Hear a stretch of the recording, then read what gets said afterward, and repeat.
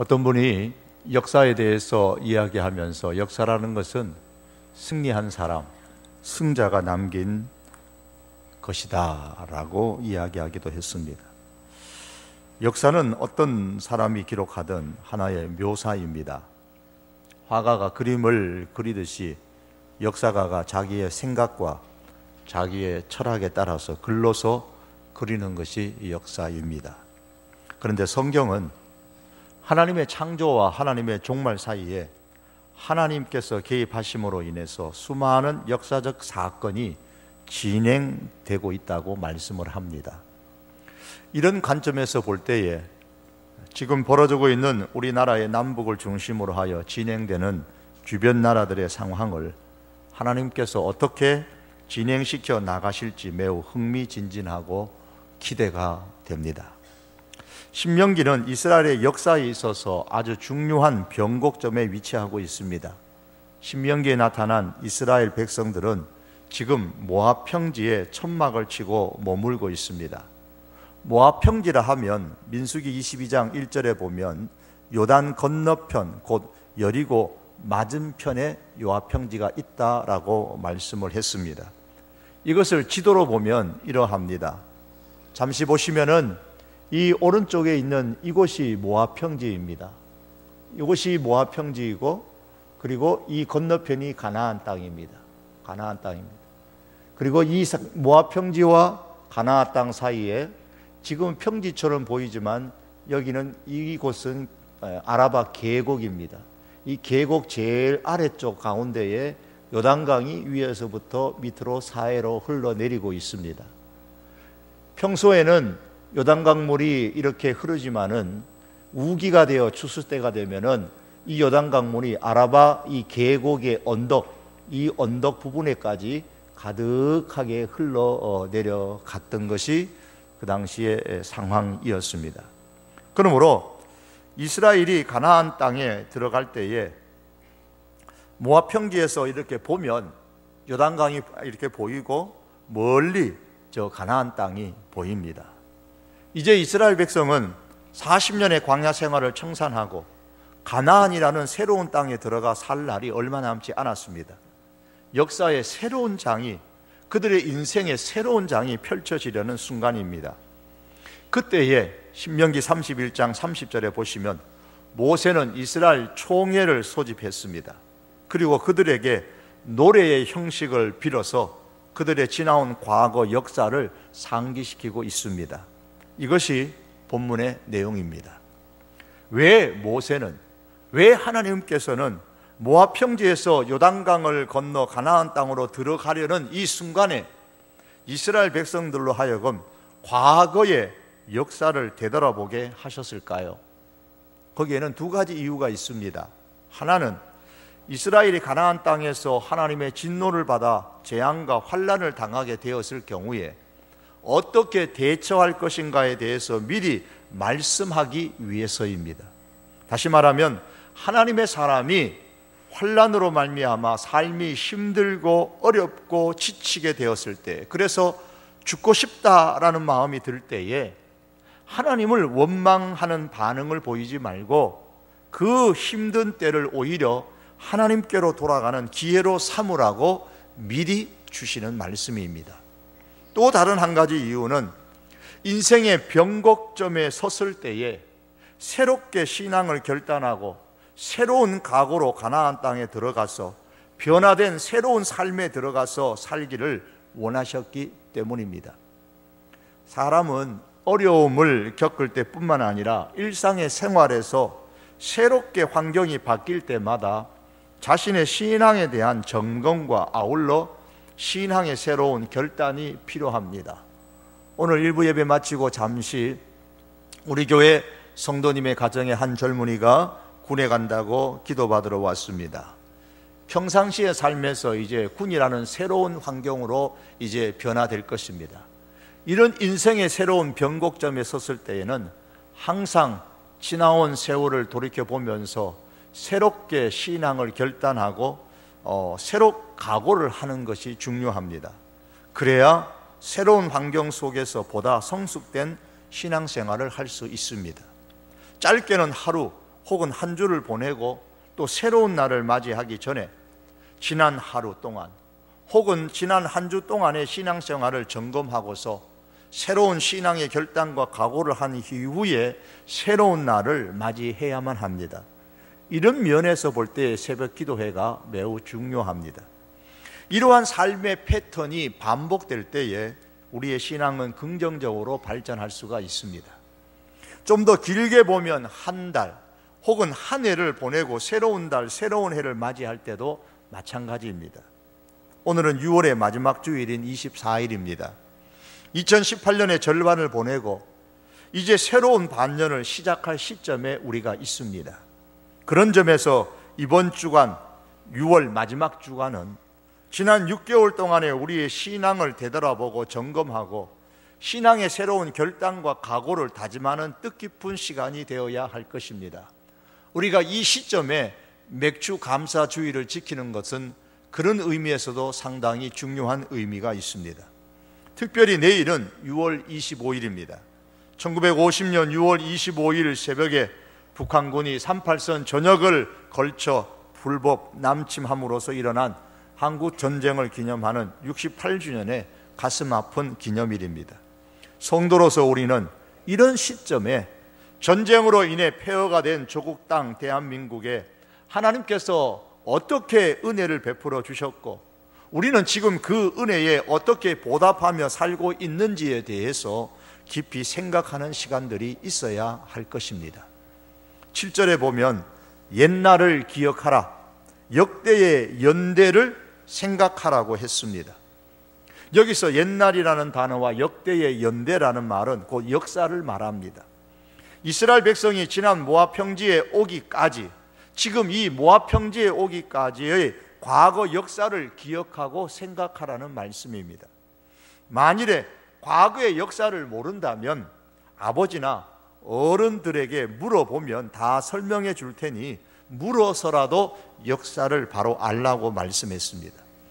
역사가 중요한 이유는 역사는 오늘의 내가, 오늘의 우리가 있게 된 바로 그 원인이 되기 때문입니다. 특별히 성도에게 있어서 역사가 중요한 이유는 역사 속에는 하나님의 흔적이 담겨 있기 때문입니다. 하나님의 은혜가 과거 역사 속에서 나타났기 때문에 오늘 이스라엘이 모압 평지에 있을 수 있게 되었습니다.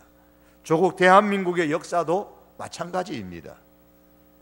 먼저 하나님이 본문 속에서 모세는 과거 역사 속에 담긴 하나님의 은혜에 대해서 말하기 이전에 먼저 은혜를 주시는 하나님이 어떤 분이신가를 본문에서 소개를 합니다. 이를 통해서 이스라엘 백성들로 하여금 역사 속에 담긴 하나님의 은혜를 더욱 생생하게 기억하게 하도록 하셨습니다. 4절에 보시면 이스라엘의 역사 가운데 개입하신 하나님은 반석이신 하나님이십니다.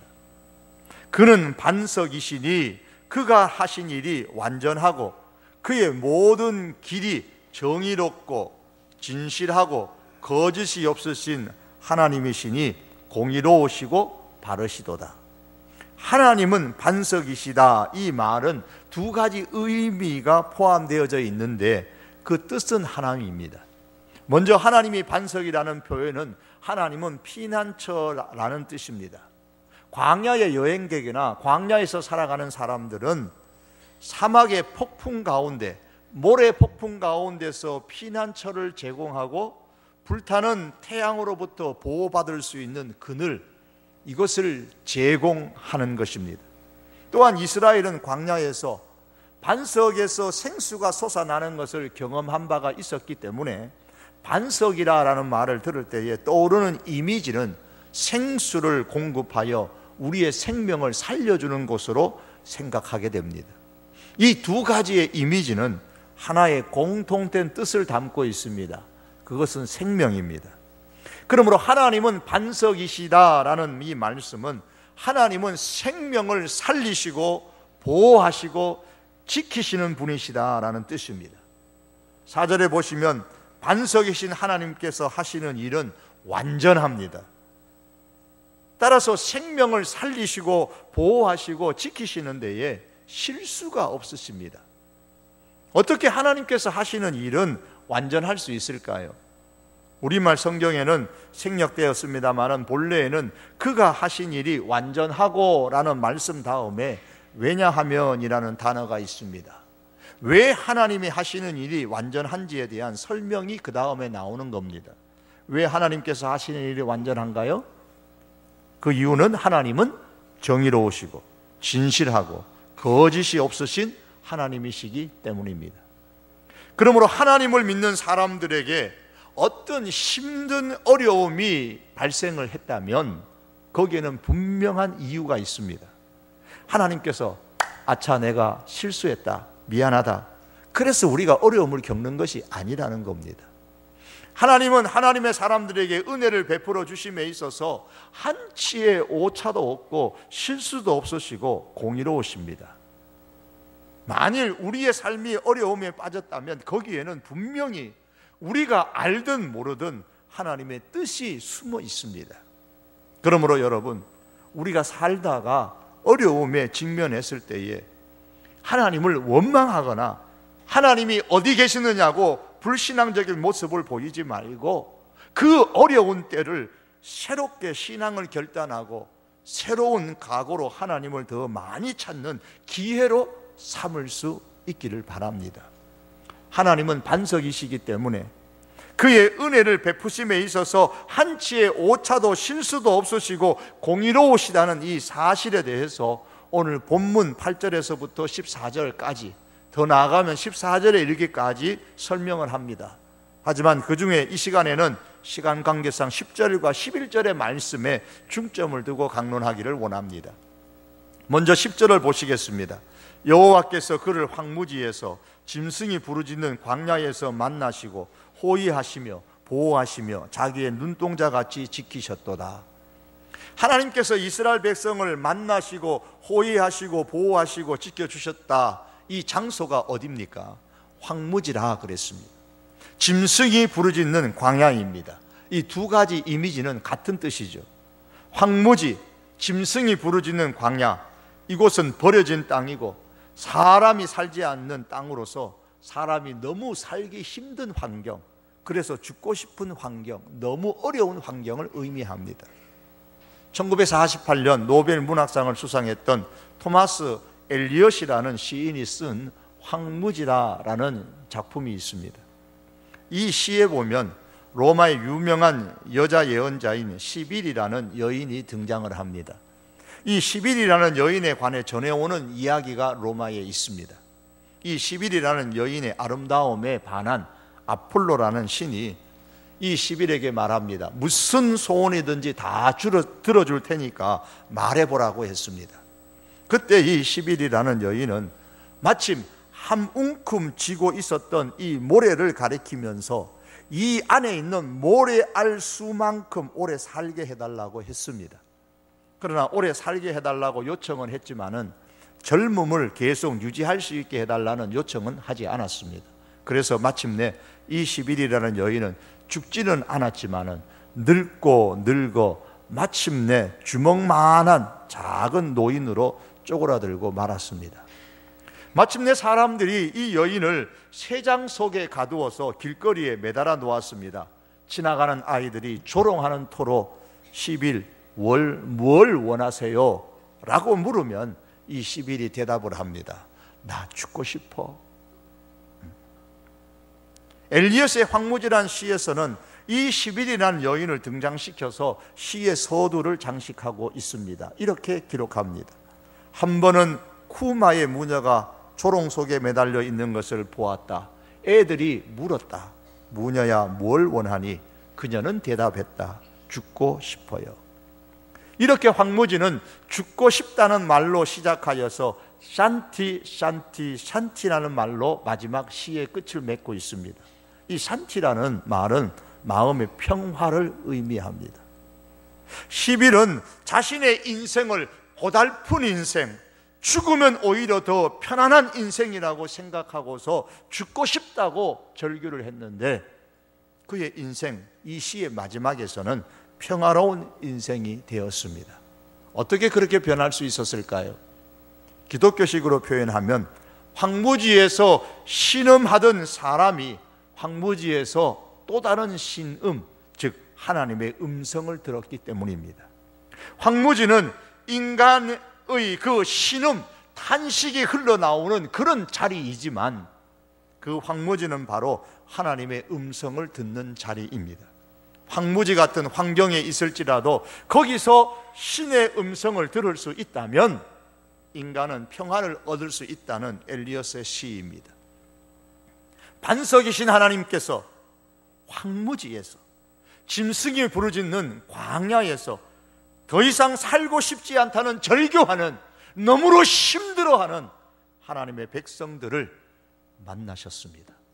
호위하시고 보호하시고 눈동자같이 지키시는 은혜를 베풀어 주셨습니다. 한치의 오차도 없이, 실수도 없이 말입니다. 또한 반석이신 하나님께서 하시는 일은 완전하기 때문에 은혜를 베풀어 주심에 있어서 한치의 오차도 실수가 없다는 사실에 대해서 11절을 통해서 또다시 강조합니다. 마치 독수리가 자기의 보금자리를 어지럽게 하며 자기의 새끼 위에 너풀거리며 그의 날개를 펴서 새끼를 받으며 그의 날개 위에 그것을 엎는 것 같이, 독수리가 자기 새끼들에게 다정하게 먹이를 갖다 공급해 줄 때도 있지만 때로는 하늘 높은 곳에서 새끼 독수리가 추락하는 것을 내려다 볼 때도 있습니다. 보금자리인 둥지에서 떨어지는 이 새끼 독수리가 죽지 않으려고 자기 나름대로 아직 제대로 자라지도 않은 날개를 본능적으로 퍼덕거리면서 애를 써보지만 소용이 없습니다. 애만 쓸 뿐이요, 아래로 추락을 합니다. 아마도 이때의 새끼 독수리는 이제는 죽었구나라고 생각했을 겁니다. 그 광경을 어미 독수리가 다 지켜보고 있습니다. 그리고 이 새끼 독수리의 생명이 위급한 순간에 신속하게 내려와서 추락하는 새끼 독수리를 자기 날개에 업어서 다시 둥지로 데리고 올라갑니다. 이처럼 하나님의 사람이 한없이 추락할 때가 있는데 하나님은 그냥 지켜보고 계실 때가 있으십니다. 그러다가 더 이상 그대로 두어서는 안 되겠다고 생각하는 순간에 하나님은 신속하게 내려오셔서 우리를 하나님의 날개로 업어 다시 안전한 곳으로 인도하십니다. 실수가 없으신 반석이신 하나님이십니다. 12절에 보면 이렇게 어미 독수리가 새끼 독수리의 생명을 살려 인도하는 것처럼 여호와께서 홀로 그를 인도하셨고 그와 함께한 다른 신이 없었도다 그랬습니다. 다른 그 어떤 신이 이렇게 한 것이 아닙니다. 오직 하나님께서만 이렇게 하나님의 은혜로 인도하셨습니다. 사랑하는 성도 여러분, 우리는 언제 하나님께서 내게 은혜를 베푸셨다고 생각하십니까?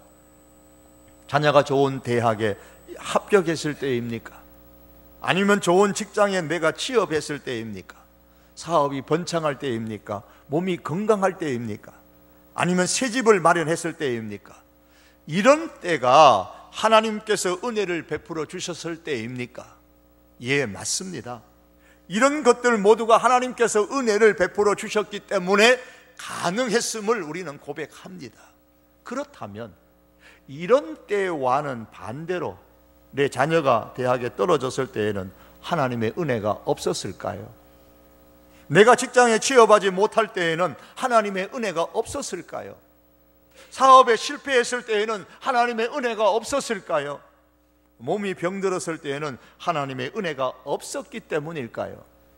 남들만한 집 한 칸조차 아직 마련하지 못한 것은 하나님의 은혜가 없었기 때문일까요? 10절과 11절에 보시면 하나님께서 이스라엘 백성을 만나주시고 호위해 주시고 보호해 주셨고 눈동자같이 지켜주셨던 그때는 이스라엘 백성이 황무지에 있었을 때였습니다. 짐승이 부르짖는 광야에 있었을 때였습니다. 새끼 독수리가 추락하는 것처럼 하나님의 사람이 추락할 때였습니다. 황무지에서도 하나님의 은혜가 있었다는 말씀입니다. 짐승이 부르짖는 광야에 있었지만 거기서도 하나님의 은혜는 있었습니다.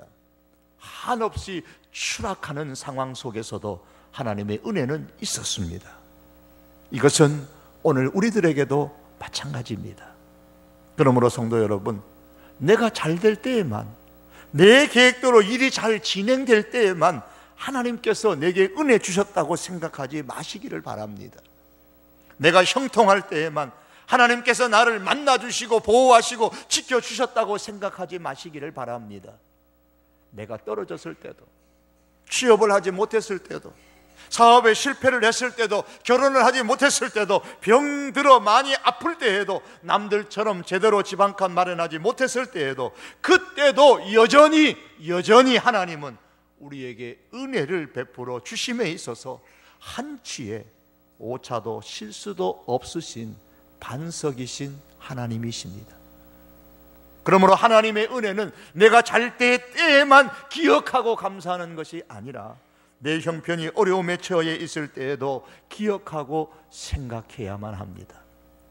황무지에서 짐승이 울부짖는 부르짖는 광야에서, 그리고 둥지에서 떨어져서 한없이 밑으로 추락하는 상황에서 죽고 싶다고 신음하는 그 자리에 있을 때에 하나님의 은혜가 없어서 이렇게 되었다고, 그 자리를 하나님을 원망하는 자리로 만들지 마시기를 바랍니다. 오히려 그 힘든 황무지, 그 광야, 추락하는 상황에서 하나님의 말씀을 들을 수 있는 기회로 삼을 수 있기를 바랍니다. 그래서 죽고 싶다는 생각이 거기서 하나님을 만남으로 인하여 하나님의 평화가 가득한 마음으로 회복될 수 있기를 축복합니다. 이스라엘의 역사 가운데는 분명히 하나님의 은혜의 흔적들이 가득히 이것처럼 남아 있었습니다. 그럼에도 불구하고 광야에서 이스라엘 백성들은 그러한 하나님의 은혜를 깨닫지를 못했습니다. 본문 5절에서는 은혜를 깨닫지 못한 이스라엘 백성들에게 대해서 악을 행한다고 말씀하고 삐뚤어진 세대라고 했습니다. 이런 이스라엘 백성을 향해 6절에서 하나님은 모세를 통해 이렇게 질문하십니다. 어리석고 지혜 없는 백성아, 여호와께 이같이 보답하느냐? 하나님께 이같이 보답하느냐? 하나님의 은혜에 보답하지 않았다라는 말씀입니다. 15절에 보면 배에 기름기가 들어가니까 하나님을 발로 차버렸다고 그랬고 업신여겼다고 했습니다. 우리나라 말에 은혜를 모르면 사람도 아니다라는 말이 있습니다. 받은 은혜를 알고 살아야 사람다운 진정한 사람이라는 말인 줄 압니다. 은혜를 모르는 사람은 사람이 아니라면, 하나님의 은혜를 모르는 사람은 성도가 아니라는 말도 됩니다. 그래서 5절에 보면 은혜를 모르는 이스라엘 백성을 향하여 하나님의 자녀가 아니다라고 했습니다. 왜요? 은혜를 모르니까요. 은혜에 보답할 줄 모르니까요. 사랑하는 성도 여러분, 우리는 어떻습니까? 우리는 하나님께 어떻게 보답하며 살아가고 있는가요? 2018년 6개월을 보내고 또다시 6개월을 시작하는 이 변곡점에서 앞으로 받은 은혜에 대해서 어떻게 보답하며 살아가시겠습니까?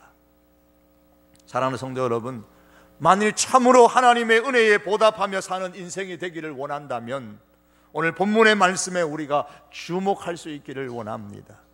그 주목해야 될 것 하나는 하나님의 말씀에 귀를 기울여야 한다는 겁니다. 2절에 보시면 내 교훈은 비처럼 내리고 내 말은 이슬처럼 맺히나니 연한 풀이에 가는 비 같고 채소 위에 단비 같도다 그랬습니다. 여기서 하나님의 말씀을 비에 비유했습니다. 비의 종류를 이슬, 가는 비, 채소 위에 내리는 단비라고 그랬습니다. 이 하나님의 말씀을 이슬로, 가는 비로, 단비, 이 단비는 풍성한 비, 소낙비처럼 내리는 풍성하게 내리는 비를 말합니다. 이렇게 삼중으로 표현하고 있는 이유는 하나님의 말씀은 모든 사람, 모든 종류의 환경에 다 효력이 있다라는 뜻입니다. 아직 싹이 돋아나지 않고 땅에 묻혀서 보이지 않는 이 씨에게 이슬이 필요한 것처럼 하나님의 말씀은 필요합니다. 또한 연한 풀, 즉 새싹에게는 이슬보다는 많고 소낙비보다는 적은 가는 비, 부드러운 비가 가장 적격입니다. 그리고 채소와 같이 다 자란 거친 식물에게는 소낙비와 같이 풍성하게 내리는 단비가 필요합니다. 이처럼 하나님의 말씀은 어떤 환경에 처한 사람에게라도 꼭 필요합니다. 다시 말해서 오늘 여기에 예배를 드리는 우리의 환경의 상황과 깊이의 정도는 다 다를지라도 하나님의 말씀은 우리 모두에게 다 유효합니다. 어떤 면에서 유효합니까? 비라는 것은 생명을 살리는 역할을 하고 환경을 변화시키는 역할을 합니다. 이처럼 하나님의 말씀은 우리가 어떤 환경 가운데 있을지라도 우리의 환경을 살리고 회복시키고 변화시키는 힘이 있습니다. 그러므로 사랑하는 성도 여러분, 삶이 힘들고 어려울 때 지쳐서 더 이상 살고 싶은 마음조차 없을 때에 술이나 마약으로 해결하려고 하지 마십시오. 혼자 방구석에 틀어박혀서 고민하다가 수면제를 마시는 것으로 해결하려고 하지 마십시오. 하나님의 말씀으로 해결하시기를 바랍니다. 그래서 오늘 본문 1절은 이런 환경을 회복시키시고 사람을 살려 변화시키시는 이 하나님의 말씀을 하늘도 귀를 기울여 듣고 땅도 들으라 그랬습니다. 땅에 하늘에 모든 사람들이 다 들어야 될 말씀이라는 뜻입니다. 삶의 변곡점에 서 있을 때에 먼저 하나님의 말씀을 듣는 귀를 열고 마음을 열고 말씀을 들을 수 있는 자리에 앉아 말씀을 듣는 데에 집중할 수 있기를 바랍니다. 여기에 하나님의 은혜에 보답하는 길이 있습니다. 또한 하나님의 은혜에 보답하는 길은 하나님의 위대하심을 높여드리는 것입니다.